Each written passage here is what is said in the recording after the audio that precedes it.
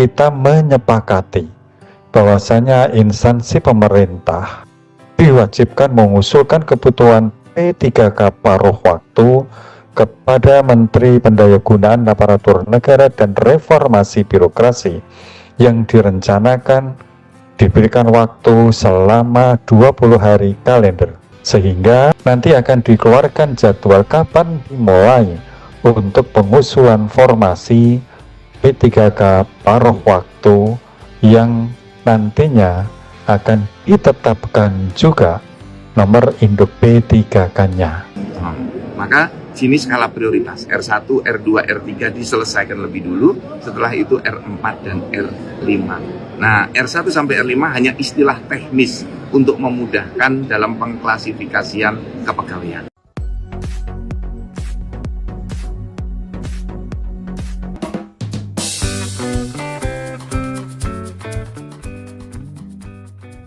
Kembali kita mendapatkan video terbaru pemaparan ataupun pernyataan dari Bapak Zudan Kepala BKN berkenaan dengan pengangkatan P3K paruh waktu.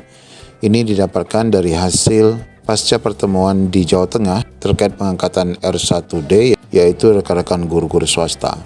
Nah, untuk rekan-rekan ini nanti penyelesaiannya di tahun 2025 dan diprediksi TMT-nya akan bermula di 2026 sebagaimana jadwal yang sudah kita dapatkan. Bagaimana info lengkapnya, ikuti video ini sampai selesai.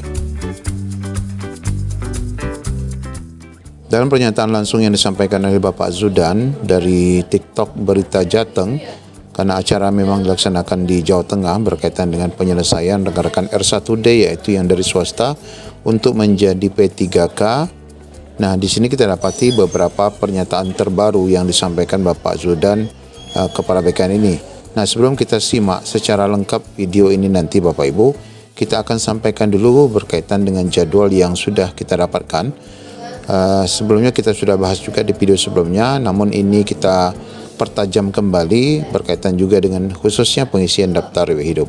Nah, di mana dari jadwal yang kita lihat di sini adalah paparan dari BKN dan paparan dari hasil pertemuan sosialisasi ya. Yang disebutkan di sini adalah jadwal P3K paruh waktu.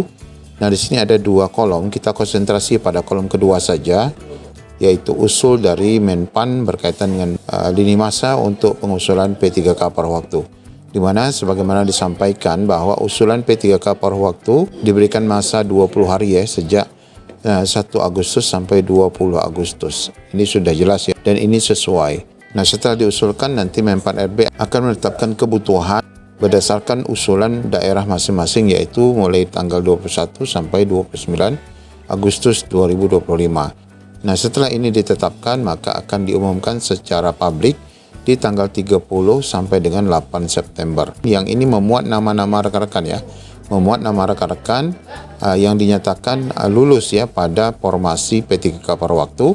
Ini selama 1 minggu diumumkan, yaitu di tanggal 30 Agustus sampai dengan 8 September 2025. Nah, setelah ini diumumkan, baru rekan-rekan yang dinyatakan namanya keluar dalam pengumuman itu dapat mengecek SSCSN-nya dan login agar dapat mengisi di 1 hari setelahnya, yaitu di 9 September sampai dengan 9 Oktober. Nah, waktunya cukup ideal karena memang sebelumnya juga pengisian DRH ini memang 1 bulan ya diberikan, karena Bapak Ibu harus mengurus surat-surat ya, surat-surat kesehatan, surat SKCK, kemudian surat nafza. Ini semua membutuhkan waktu yang cukup lumayan panjang.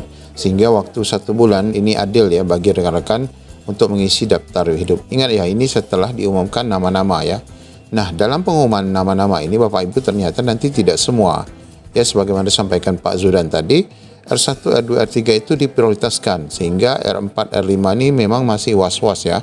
Apakah mereka nanti diusulkan atau tidak. Karena memang jika tidak diusulkan, Bapak Ibu, ini nanti ternyata akhirnya tidak akan dapat jadi P3K ya.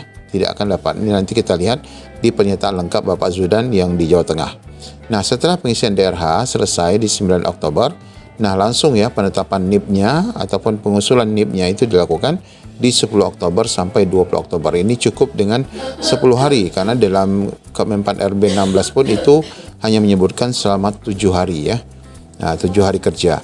Nah, setelah ini di 20 Oktober. Nah, sambil berjalan, Bapak Ibu yang sudah diusulkan oleh Pemda di 11 Oktober, di 13 Oktobernya jika sudah NIP-nya akan keluar ya. NIP-nya akan keluar sampai dengan masa 29 Oktober 2025. Jadi masa penetapan NIP itu nanti juga akan cepat dan itu tergantung dari usulan Pemda terkait NIP Bapak Ibu yang sudah mengisi daftar riwayat hidup.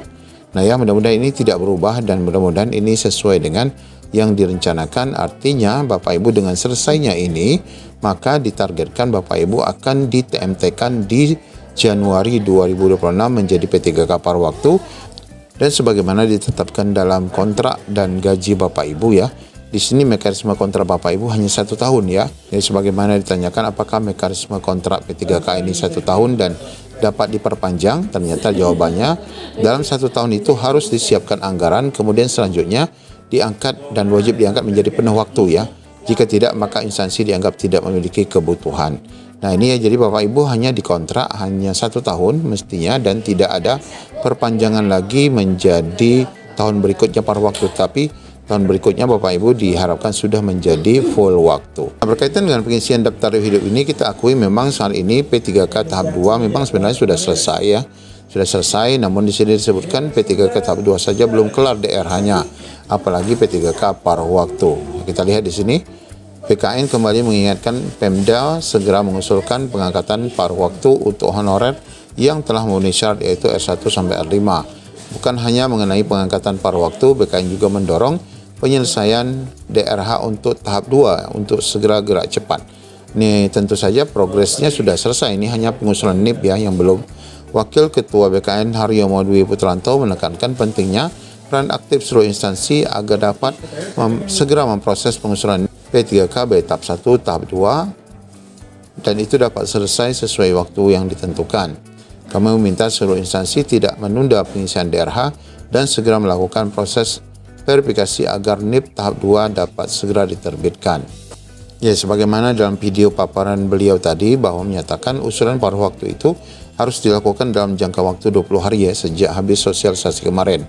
Nah, bagi Bapak Ibu rekan-rekan yang berada di Pemda yang belum mengusulkan, nah ini ada juga yang bertanya bagaimana kami bisa tahu ya apakah Pemda kami mengusulkan ya rekan-rekan R1 sampai R4 dan R5 ini. Nah, silakan Bapak Ibu memang harus proaktif juga ya untuk mengetahui dan beraudiensi dengan BKD masing-masing agar jelas ya apakah Bapak Ibu ini benar-benar diusulkan ataupun tidak. Nah, untuk lengkapnya kita coba dengar kembali pernyataan langsung dari Kepala BKN di saat berada di Jawa Tengah. Selamat mendengarkan. Sesuai arahan Bapak Presiden, tahun ini P3K harus selesai ya. Honorer afirmasinya terakhir tahun ini.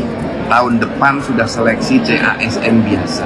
Tahun ini kan pengangkatan honorer itu dengan jalan yang relatif lebih mudah dibandingkan CASN atau CPNS yang normal. Maka ini disebut dengan afirmasi dari negara. Dan tahun ini terakhir.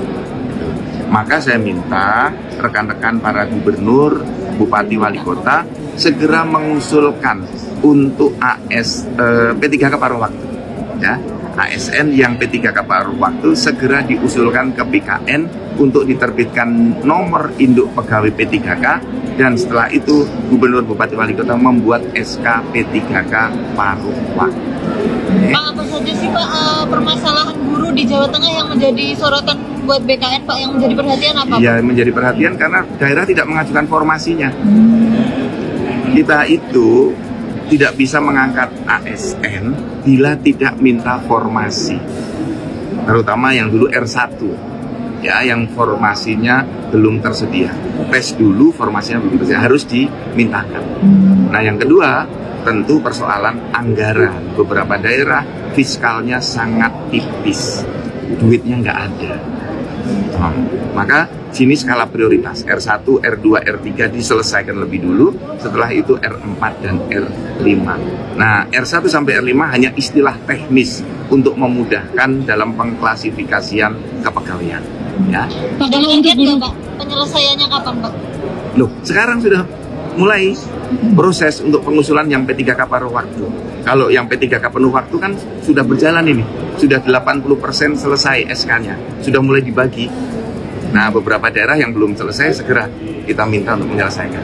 Berarti nanti yang R1D di Jateng itu nanti bisa jadi penuh waktu ya Pak ya? Atau gimana Pak nanti? Tergantung. Diangkat dulu sesuai dengan kemampuan daerah. Kalau punya penuh waktu, usulkan formasi penuh waktu. Kalau nggak punya uang, paruh waktu.